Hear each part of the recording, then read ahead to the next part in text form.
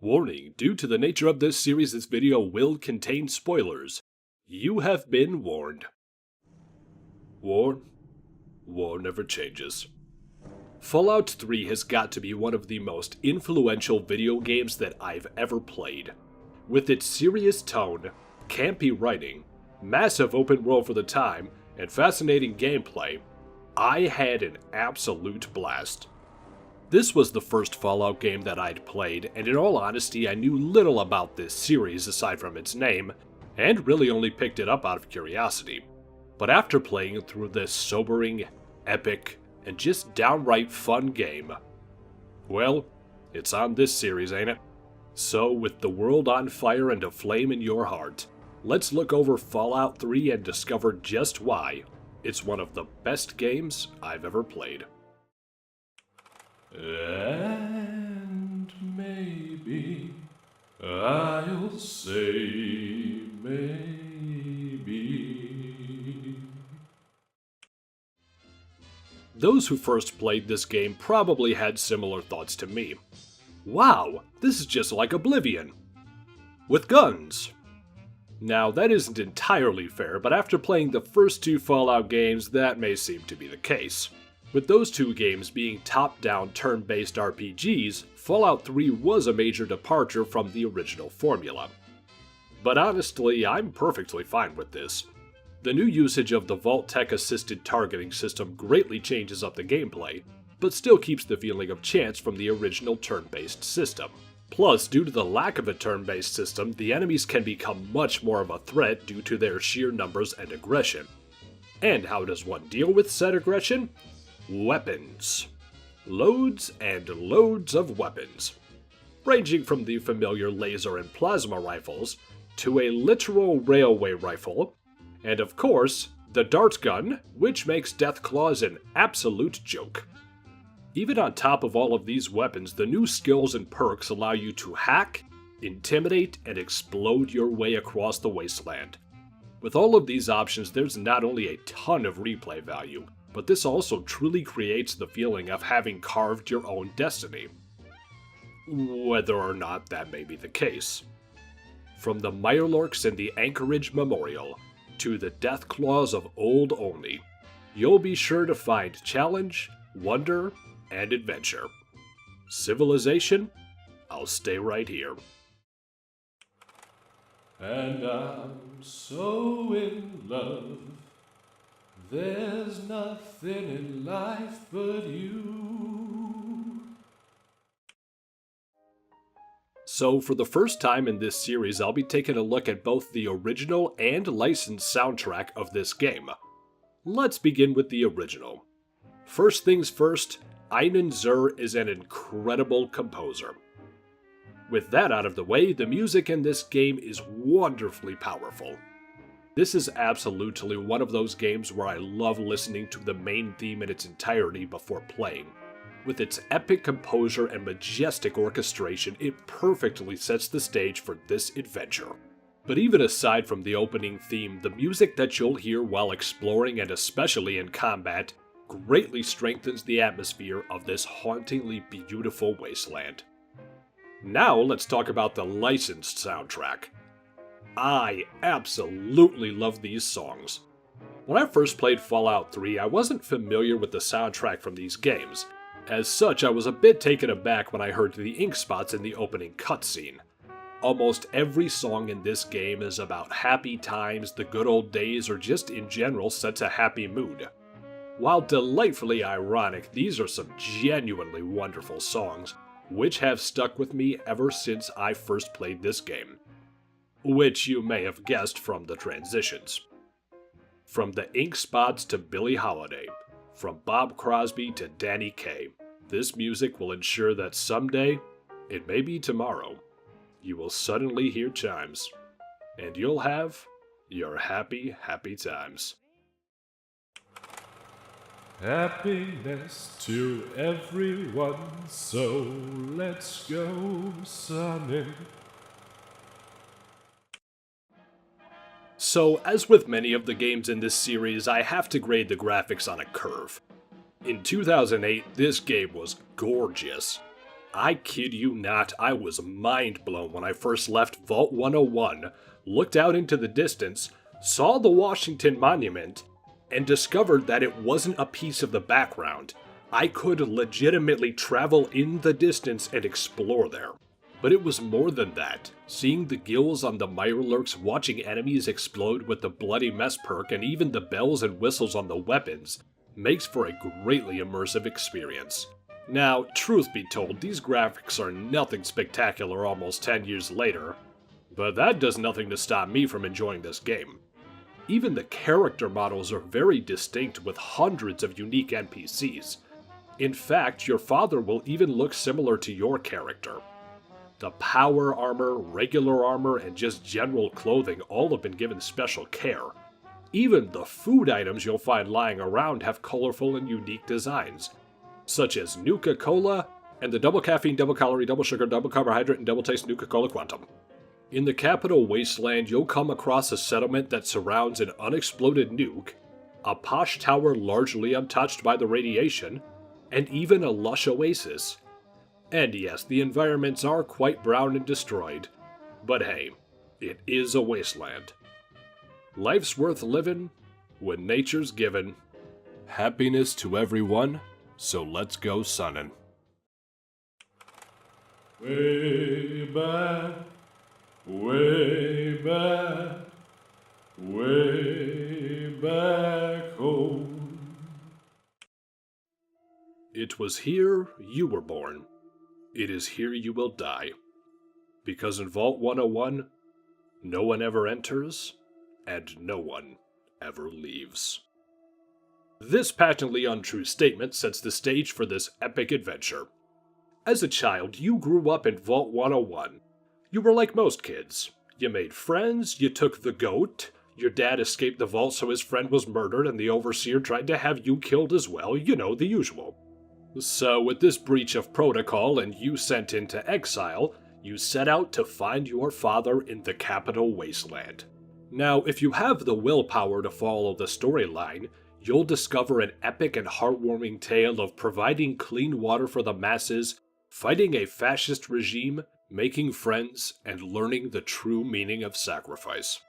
This being a Bethesda game, however, you absolutely will get distracted along the way. I mean, how couldn't you? There's a kid having trouble when his town is invaded by literal fire ants.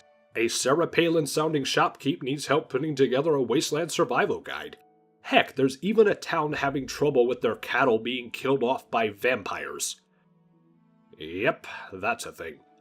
Each of these quests have multiple endings, and depending on your skills and perks, you can completely bypass entire chunks, if not the quests in and of themselves.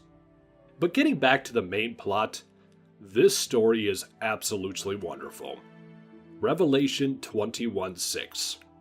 I am the Alpha and the Omega, the beginning and the end.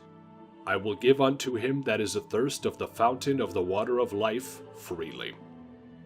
As decimated and irradiated as the Capital Wasteland is, your father had a plan to clean the water. Imagine it. Free, clean water for everyone. The problems, however, lie in the Brotherhood of Steel and the Enclave, the two constant examples in the Fallout series as to why we can't have nice things.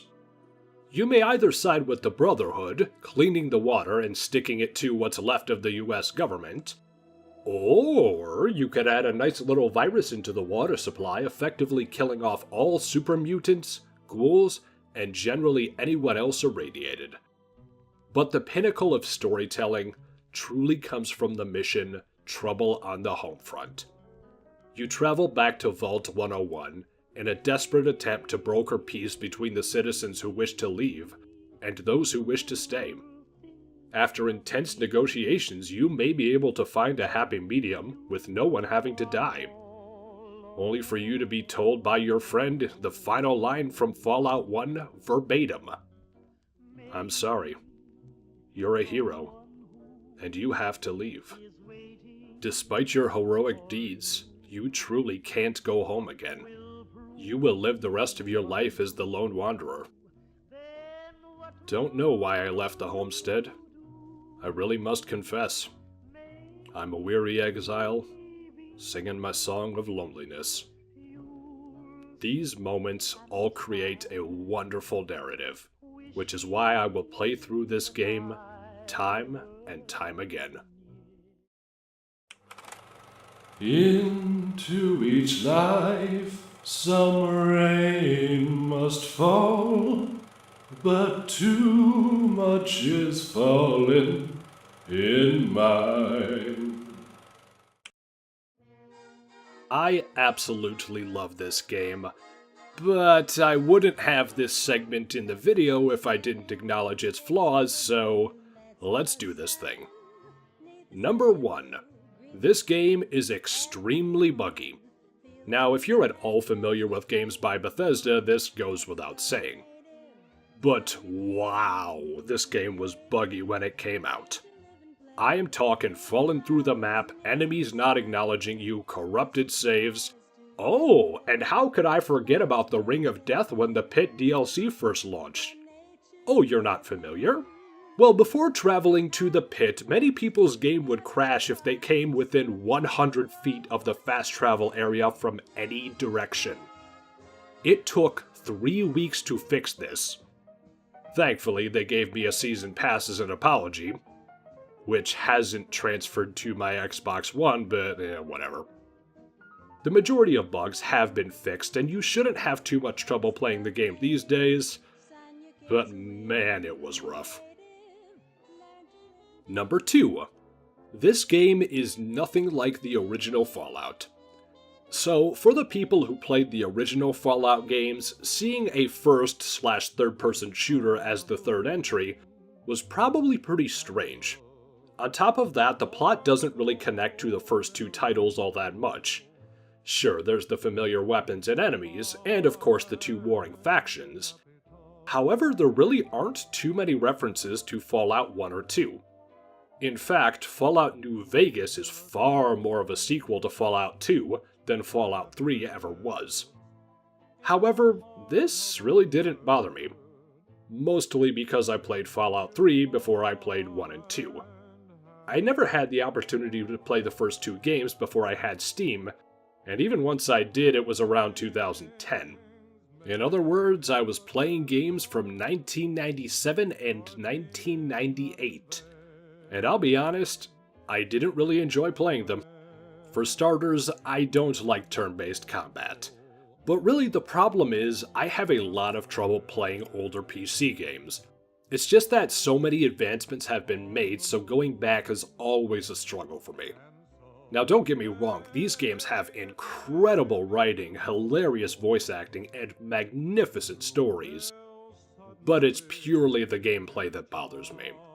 So if you did feel cheated in Fallout 3 being a departure, I can't really blame you, but this never bothered me. And finally, number 3, you have no choice in the ending. Now, admittedly, this was remedied by the Broken Steel DLC, but this was a massive problem when the game was first released.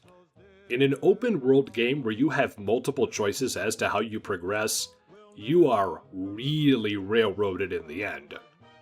First off, you have to side with the Brotherhood of Steel during the final assault. Why? I mean, sure they've helped you, but they weren't exactly helpful in preventing your father's death, or doing much in stopping the Enclave beforehand for that matter.